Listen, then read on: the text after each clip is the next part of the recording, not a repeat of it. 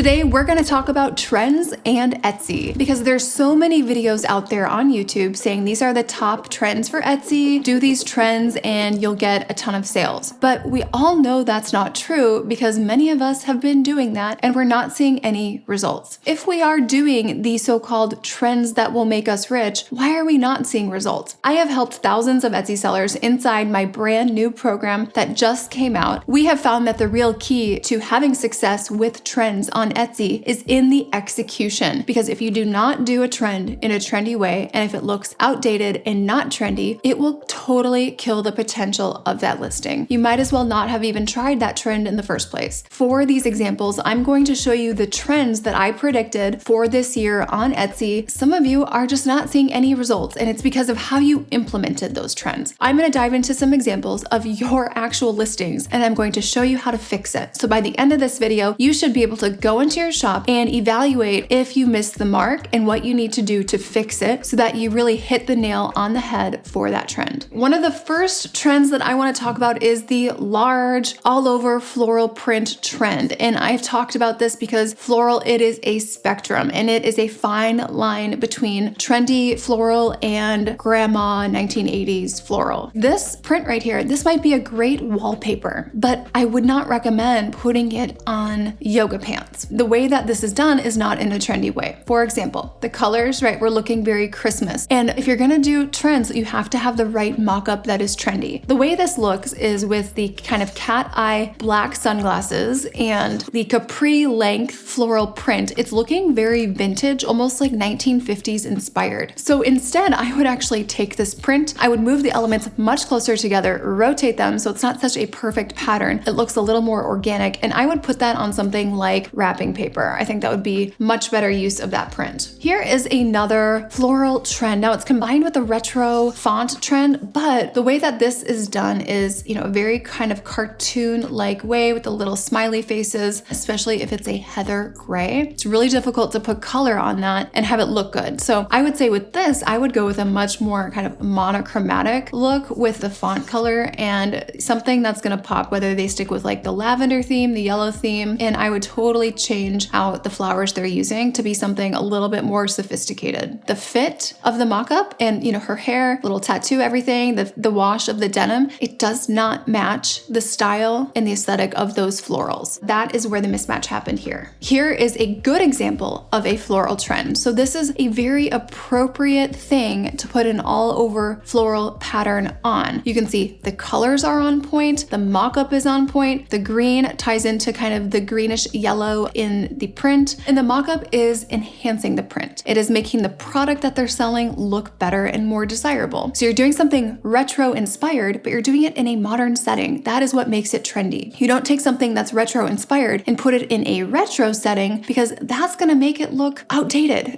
right? Now this is interesting. This is a tote with, both floral and then the butterfly trend on it. And you can see it says best mom ever. This wouldn't look so outdated if the mock-up was completely different. The issues are the fit of this shirt, the shoulder, and then the background, a path in the outdoors. To me, I think this is a nursing home and this person is walking around the path that's around a nursing home.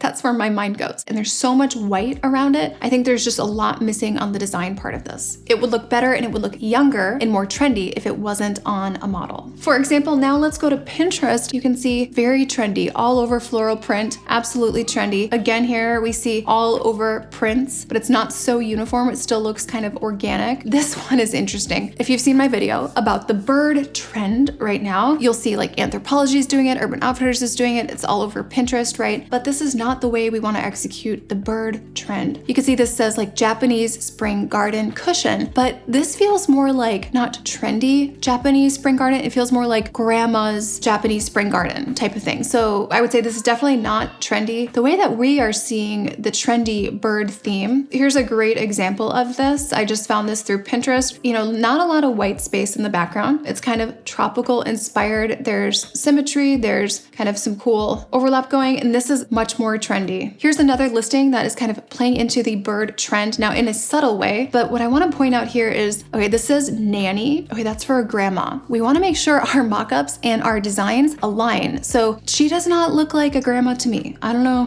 what you think. The black hearts, they look kind of like they were Sharpied on, and it's super high contrast next to something that is much more delicate. And I think putting a bird like that in there, it's kind of like a Valentine's Day little like love bird on your first grader's Valentine's Day cards, right? It's just not quite the trendy bird vibe. Okay, much more trendy, right? We have this kind of collection on a blush background. You know, same thing here, right? It's kind of like a scene with birds integrated, but it doesn't scream bird. It's more of like a lush, outdoorsy, kind of leafy scene with birds integrated into it. So now let's take a look at the citrus trend, which I have not talked a lot about. This is an example of how I would not do the citrus trend. I think the idea started from a good place, but I think the execution fell apart in a couple of areas specifically. Number one, the background color chosen was something so bright and colorful. I would not choose a background color that is the same kind of intensity of brightness that is just kind of clashing. The top left, the blue jean color would have done better. And this is a trendy comfort color shirt, right? So that has the potential to do really well. I think if that yellow was a slightly different color yellow on the lemons, this would have done well. AI mockups tend to not look as trendy, and the fit tends to not be as trendy either. This is probably the best bet for the main listing photo. Now here's an example of a good kind of trend in this food citrus theme. We're coming back to the shower curtains. So this is a great place for florals, for citrus themes, really for implementing any trends, because shower curtains are something that people change out, right? It's something people change out more than they would change out bedding or furniture or rugs, right? A shower curtain, it's kind of like a blanket. It's something that you can swap out for different seasons. And it also has a lot of purpose and utility. And it's not something that someone's gonna just tuck into a drawer. The color's great, the green and the yellow, the way they integrate the multiple shades of green, that's great. And the little white subtle flowers, that adds so much. If this didn't have those little white subtle flowers, it would not look as trendy. It's very clean. There's not other patterns going on, a lot of different wood tones, adding depth and dimension. And the window also, it makes it look much more realistic. So let's take a look at the strawberry trend, which we have talked a little bit about. Again, we're seeing this on a pillow that is not very trendy. So if you're going to do the strawberry trend, I recommend not having it so much as like an accent within a pattern. I recommend just going hard at it, integrating a tiny little element of a trend into a print that is overpowered by other things. Then the trend doesn't really come through in a powerful enough way. Let's take a look at a better way. Okay, this is probably one of the most trendy ones that I've seen. Okay, we have all over strawberry prints combined with some floral, a little bit of green, but still very focused on the strawberry. And then the light pink background, it kind of goes with that tone on tone, same color family trend that we're seeing. Clean lines, modern legs on that furniture, this type of plant, very trendy, much better than like eucalyptus and things that a lot of people used previously. This is not exactly the trendiest way to have that strawberry trend in a kitchen towel. Now the background of this towel being almost like a painting, I think that does detract a little bit from the idea of this being something that will clean things up in a kitchen. I think it would be much better if it was something like this. Much more trendy. Again, we have kind of, it almost looks like a light blush color. Okay, it's a little bit more of a tan in the background. So that is a much trendier way to have it. Again, on the kind of gold accents and gold hardware in that kitchen, very trendy. Now let's take a look at the butterfly trend. So this one is interesting. This is not popping on this background at all. This is the wrong background color choice. I would say remove that option completely and only have this option here. I think sometimes including color options that are not making it look trendy can hurt your listing. If this person only had the one option, like maybe this one and this one, I think it would do a lot better. Okay, let's take a look at this one. It looks like a photo and it's on a cosmetic bag. This is not a trendy way to do the butterfly trend. I wouldn't even say this silhouette of a makeup bag is trendy unless you have words on it. So that would really be probably the only way that this would become trendy, or if it had a very trendy pattern or print. This first way was much, much better. The variety of butterfly styles, it's clearly,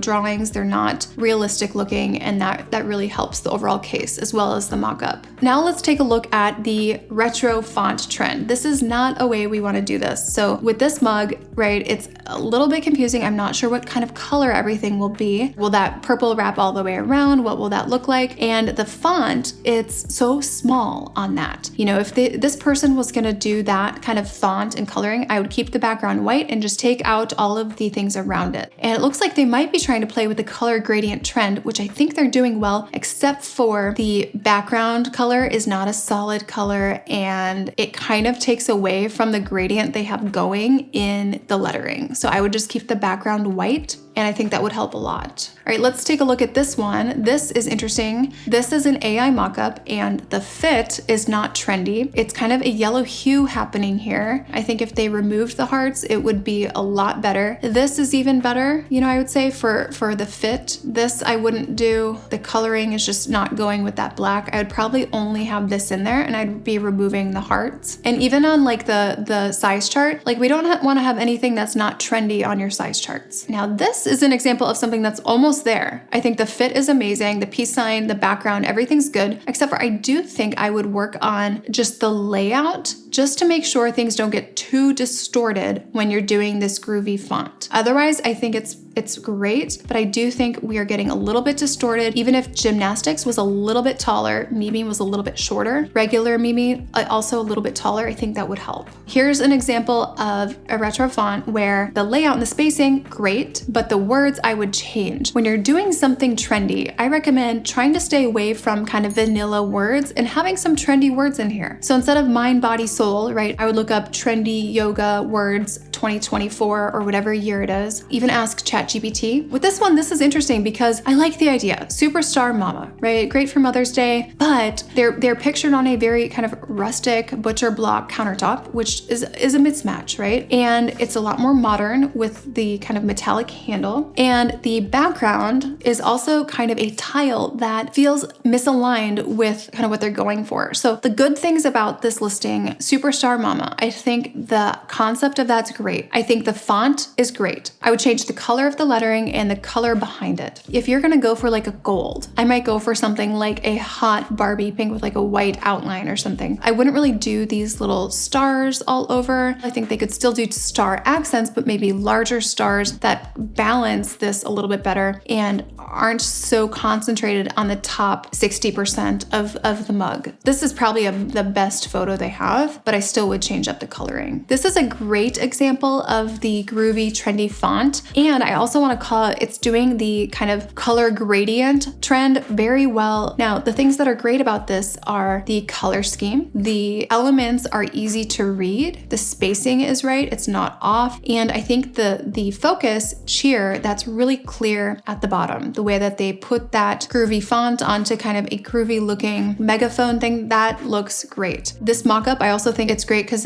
you can see there's like a silhouette of a cheerleader in the background, super subtle. It's better than this because the white outline doesn't blend into the background as much as this mock-up. I do think that this is probably the best for the thumbnail. And I think overall, this is just a great example of this trend. I will do another one of these soon with all different trends because I think it's so important that if you are going to put your time and effort and energy into getting trends into your shop, it is so worth it to do it in a trendy way so that you actually reap the benefit of this. Now, if you would like myself and my team to help you with this, we actually provide 24/7 one-on-one private coaching for you, as well as 208 coaching calls. There's 4 coaching calls per week for you for an entire year, plus unlimited one-on-one private coaching. And if you would like to learn more about that, I will leave the link to schedule a free demonstration with myself and my team so you can visually see what this even looks like. It's called the Ultimate Etsy course. We just launched it, and I took all of the feedback from our original program that a couple thousand people went through, and I used all of that feedback, every single piece, to build this brand new program. And it has been incredible. The results have been incredible, and it's definitely worth just meeting with us and seeing it for yourself if you think you might be interested in getting some real guidance. Subscribe to the channel if you liked this type of video, but I'll see you guys in the next one.